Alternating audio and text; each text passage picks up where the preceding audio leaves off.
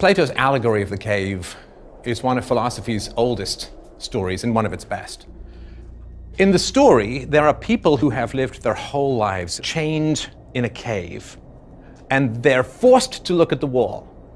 Now, behind them is a fire, and in front of the fire are various shapes, people, animals, trees.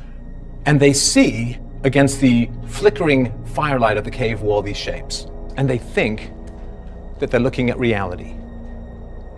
But one day, one of the men breaks his chains, and he turns his head for the first time in his life, and he looks, and he sees the shapes, and he sees the fire itself. And it's startling, and he thinks, that is real. Now I have seen what is real. Before, I only saw the flickering shadows. Now I see what is real. But then, he sees on the far side of the fire a passageway leading up. Curious, he decides to go up the stairs.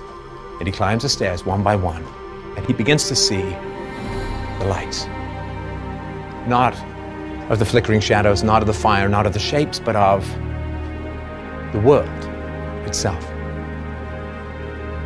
And he sees the world for what it is. He sees the actual trees, not the shadows of trees, not the models of trees, the actual trees. He sees the sky, he sees the sun.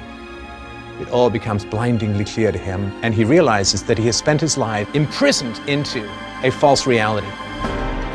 We are told by the media what the world is.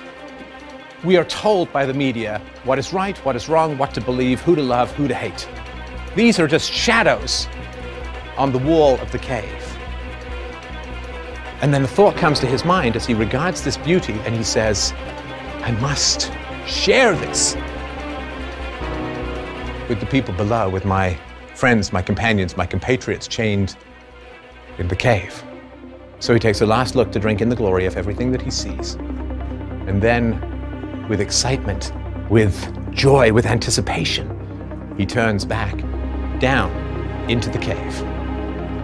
And he starts to tell everyone chained to the wall, this is not real, this is not real, these are illusions. And he reaches down and he tries to break their chains. And they do not thank him. They do not praise him. They do not admire his wisdom and his courage. They fight him. And they call him mad. They call him deranged, delusional, disruptive, seditious, dangerous. And he faces the choice that we all face when we learn the truth.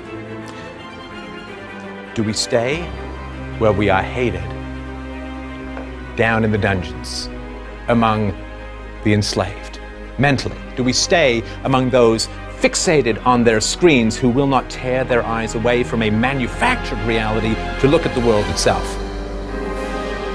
Or do we go and climb those stairs again to imbibe all the glory and beauty of the natural world, leaving behind those who fight us for bringing them the truth?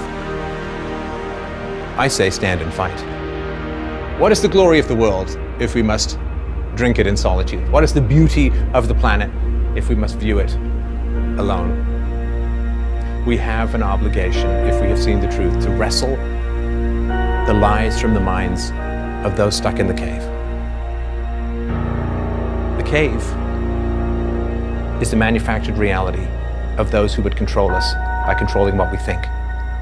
But fundamentally, you can't control what someone thinks, because once they think, they are beyond your control.